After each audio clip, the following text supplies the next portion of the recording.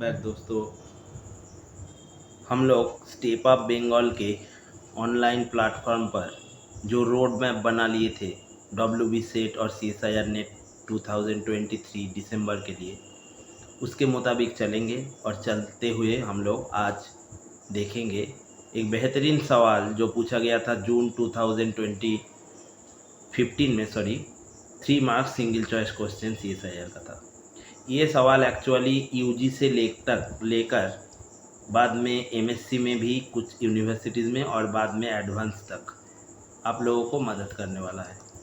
ये important topic है, आप एक बार इसको देख लीजिए कि कौन सा थ्योरी इसके पीछे है जो हम लोगों को कर लेना चाहिए, और उसके बाद हम लोग इसके सॉल्यूशन भी डिस्कस करेंगे और देखेंगे कितने कम से कम समय में हम लोग इसको कर डाल सकते हैं। ठीक है, तो क्योंकि कुछ लोगों का रिक्वेस्ट था थोड़ा हिंदी के साथ बंगाली में भी बातचीत किया जाए, लेकिन पूरे इंडिया में हम लोगों के पास पूरे इंडिया से रिक्वेस्ट आ रहा है, इसलिए हम लोग बंगाली में नहीं जाकर हिंदी के साथ थोड़ा बहुत इंग्लिश को लेके चलेंगे, जैसे कि जो लोग हिंदी में प्रॉब्लम फील करते हैं उसके लिए अच्छा हो। ठीक है, तो चलते हैं, शुरू करते हैं। यहाँ पे देखिए एक टर्म दिया गया है सिंगुलर इंटीग्रल।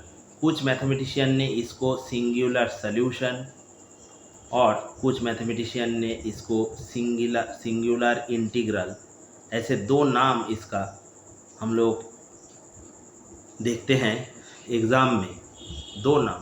ठीक, तो चलिए इनको बिल्कुल यूजी से शुरू करते हैं। ठीक, तो ये जो प्रॉब्लम है actually it is closely related to जुड़ा हुआ है क्लासिकल मैकेनिक्स, जो कि अप्लाइड मैथ्स में एक बहुत ही इम्पोर्टेंट टॉपिक है। इसके ऊपर सवाल इस साल तो पूछा गया था जून 23 के CSIR में, और एक 3 और एक 4.75, दोनों ही बिल्कुल आसान सवाल था जैसे सुनने को आया है। बच्चे लोग कर डाले हैं काफ़ी सारे, तो आप भी कर सकेंगे, घबराइए मत। You can also solve the problem, just listen to the basic theory. एक बार ही आपको मेहनत करना पड़ेगा। बेसिक थ्योरी को एक बार जान लेंगे ना, तो हो सकता है कि इन दिनों क्या हो रहा है, CBT आने के बाद ज़्यादा से ज़्यादा प्रॉपर्टी पर क्वेश्चन पूछा जा रहा है ना, तो प्रॉपर्टीज़ को एक बार पढ़ लीजिए, ज़्यादा टाइम वेस्ट मत होगा। ठीक है, तो आइए, ये प्रॉब्लम क्योंकि क्लासिकल मैकेनिक्स से जुड़ा हुआ है, इसलिए प्रॉब्लम तो है ODE का, लेकिन ये क्लासिकल मैकेनिक्स, इसलिए हम लोग इस टर्म को लेकर ही चलेंगे। हम लोग पहले भी काफ़ी बार बता चुके हैं, इंटरडिसिप्लिनरी, मतलब ये क्लासिकल मैकेनिक्स से इसका सीधा सीधा रिलेशन देखेंगे। क्यों, देखिए, क्लासिकल मैकेनिक्स से एक आदमी आते हैं, उसके नाम है अलेक्सिस क्लॉडियो क्लेरॉट। ठीक है, ये न्यूटन के बाद के ज़माने के मैथमेटिशियन हैं। इन्होंने क्या किया था, इसको प्योरली ही is called one of the Newtonians. वो एक फॉलोअर थे न्यूटन के। इन्होंने क्या किए थे, न्यूटन्स के जो 3 लॉ है ना, फर्स्ट सेकंड थर्ड, उन 3 लॉ पर काम किए थे और दिखाए थे, क्योंकि वो लॉ सारे एक्सपेरिमेंटल लॉज थे। उन्होंने काफ़ी सारे एग्जाम्पल्स लिए थे और उस 3 लॉ को ज़्यादा से ज़्यादा उसको डिस्क्राइब किए थे, वेरीफाई किए थे, ये सब काम किए थे।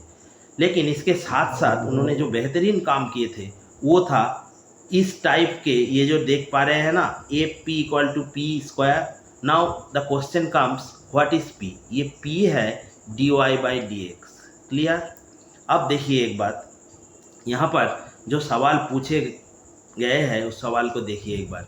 यहाँ पे देख रहे हैं y', देख पा रहे हैं y', ये है P, तो इसको नीचे एक बार डाल लीजिए, तो xp - y whole square plus equal to, ये इक्वल टू जो लगा हुआ है, इस इक्वल टू साइन जो इधर है ना, इसको लेफ्ट हैंड साइड में लाइए, तब क्या होगा देखिए, x² into x² minus y² equal to 0। ठीक, अब देखिए एक बात, ये क्या क्वाड्रेटिक इक्वेशन है?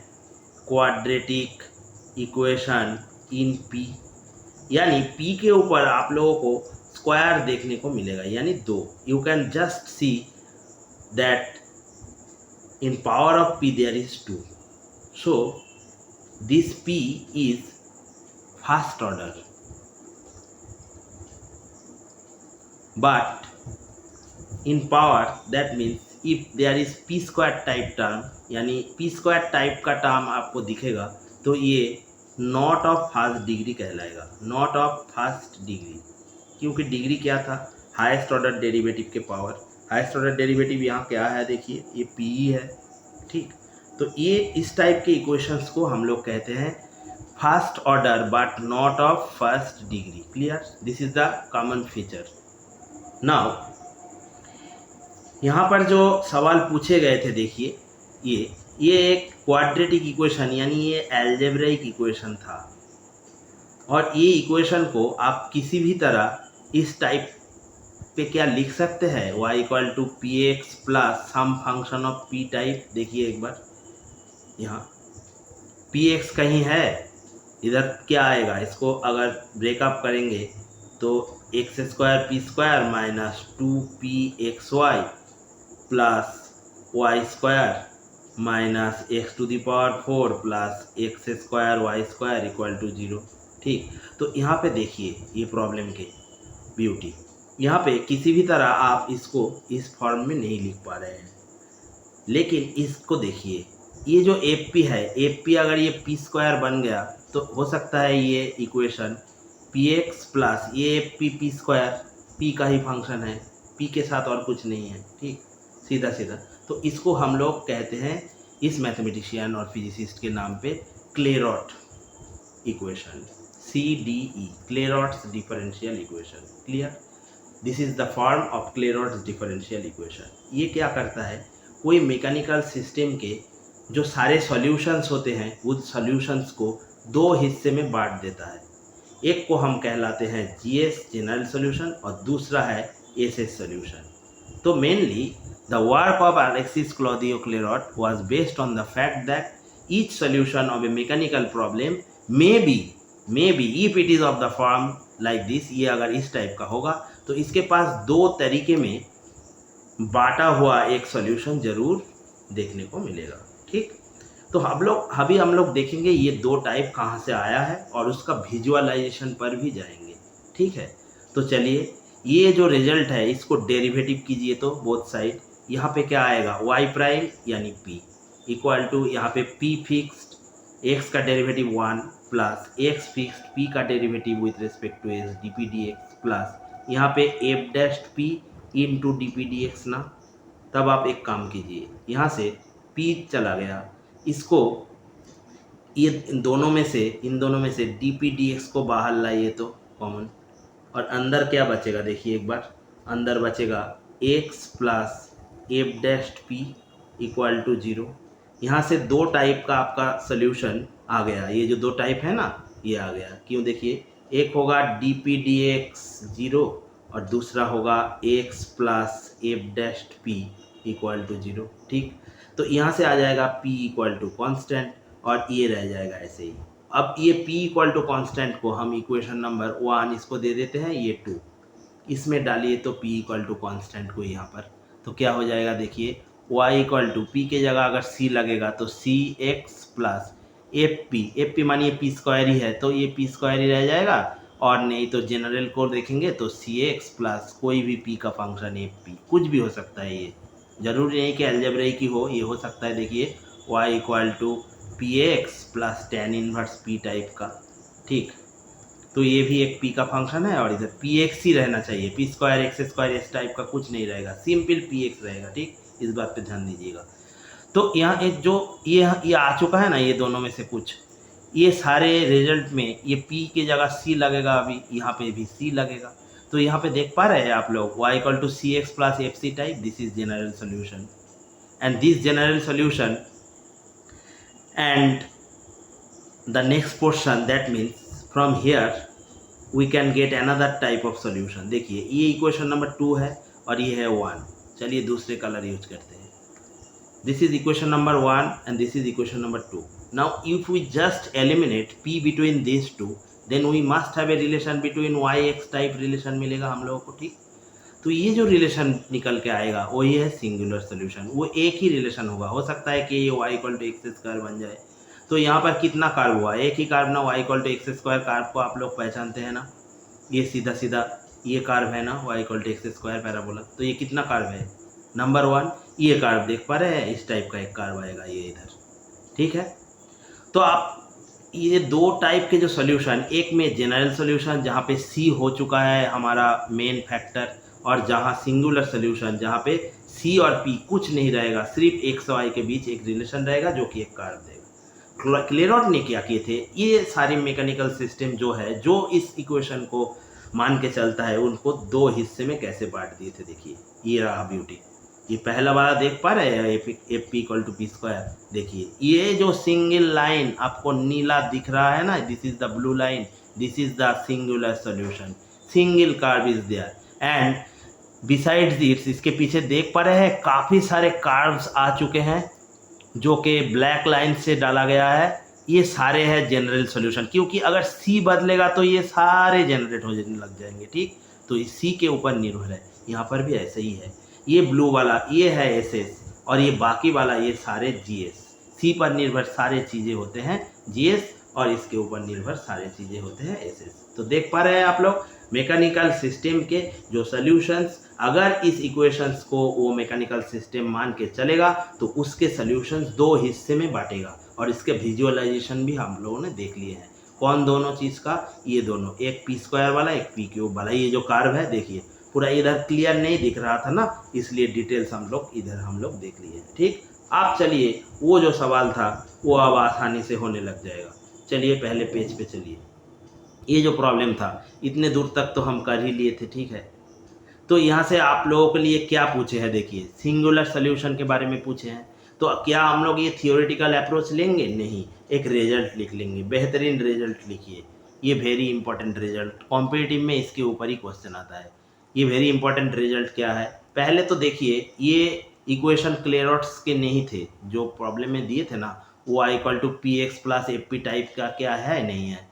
तो क्लेरॉट्स इक्वेशन इस टाइप की इक्वेशन के एक पार्टिकुलर टाइप है, लेकिन ये जो सिंगुलर इंटीग्रल और सॉल्यूशन कह के पुकारते हैं हम लोग, जो ये वाला पार्ट, इसलिए हम लोग थोड़ा बहुत ये सिंगुलर सॉल्यूशन के को जानने के लिए क्लेरॉट्स के काम पर ध्यान दिए थे, ठीक है। लेकिन आप लोगों को जो करना चाहिए, सिंगुलर सॉल्यूशन मतलब वहाँ पर ये वाई प्राइम नहीं दिखेगा। तो आइए एक बेहतरीन टिप्स आप लोगों को हम लोग दे देते हैं, इसको आजमाइएगा जब एग्ज़ाम में ये आएगा। अगर आपके पास किसी भी एल्जेब्राइक क्वाड्रेटिक इस पे ध्यान दीजिएगा, क्वाड्रेटिक इक्वेशन इन पी दिखेगा, इन पी, पी मतलब d y by d x और वाई प्राइम, ठीक। अगर ये दिखेगा तो इसका सिंगुलर सॉल्यूशन ही हो या सिंगुलर इंटीग्रल हो, will be given by always this formula, discriminant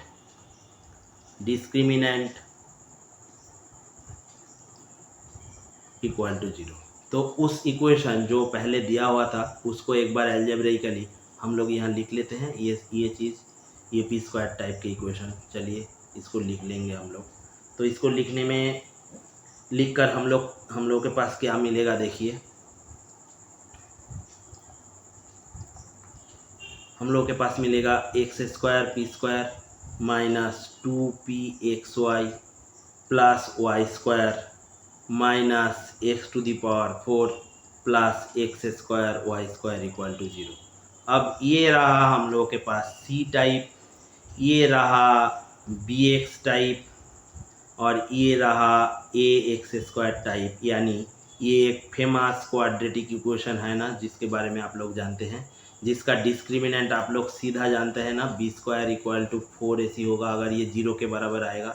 और छोड़िए इधर इसको लाइए, इक्वल टू 0 टाइप का ही तो होगा, यही तो डिस्क्रिमिनेंट इक्वल टू 0 टाइप का होगा। सिर्फ यहाँ पे चेंज कहाँ है, देखिए यहाँ ए जो एक्स था इसका जगह यहाँ पी लेगा, क्योंकि हम लोगों को क्वाड्रेटिक इक्वेशन इन पी में ढूंढना है, ठीक। तो यहाँ पे इसका डिस्क्रिमिनेंट क्या होगा, उसमें पी नहीं आएगा, तो पी तो सीधा ही चला जाएगा, और वही तो हमको करना है। तो क्या होगा, बी क्या है, पी को छोड़ के बाकी को डाल दीजिए, 2xy minus whole square minus 4 into ए मतलब पी स्क्वायर का कोएफिशिएंट यानी एक्स स्क्वायर। और सी क्या है देखिए, तो सी ए है ये वाला टर्म, ये जो नीचे लिखा है ना यहाँ से यहाँ तक, इसको डाल दीजिए ब्रैकेट के अंदर। वाई स्क्वायर आराम से कीजिए ना, हड़बड़ी मत कीजिए। एग्ज़ाम में हड़बड़ी कीजिएगा, थोड़ा फास्ट कीजिएगा कैलकुलेशन, लेकिन प्रैक्टिस करते हुए आराम से चलिए, पहले समझते हुए चलिए। माइनस 4x² वाई स्क्वायर यहाँ होगा, प्लस होगा 4x⁴, उसके साथ साथ minus 4x⁴ y square equal to 0, ये दोनों तो चला जाएगा, तो यहाँ से 4 भी चला जाएगा, x² कॉमन लेंगे, x⁴ कॉमन जाएगा।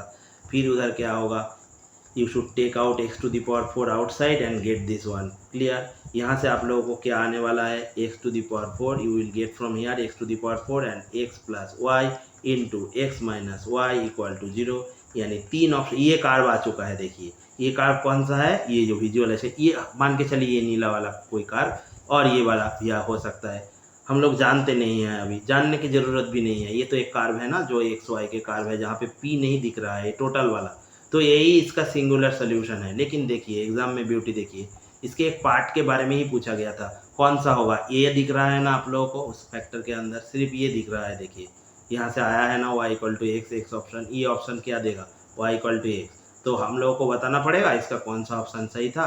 ऑब्वियसली 3 सही था, बाकी तो चला जाएगा, तो ऑब्वियसली सिंगल चॉइस क्वेश्चन और यही इसका आंसर था। तो आप लोगों को एग्जाम में क्या करना पड़ेगा, थोड़ी इसका विजुअलाइज करेंगे उधर, आप लोग तो सभी जानते हैं, अभी आपको सिर्फ ये कैलकुलेशन करने का था, और ये 2 मिनट से ज़्यादा तो लेगा नहीं।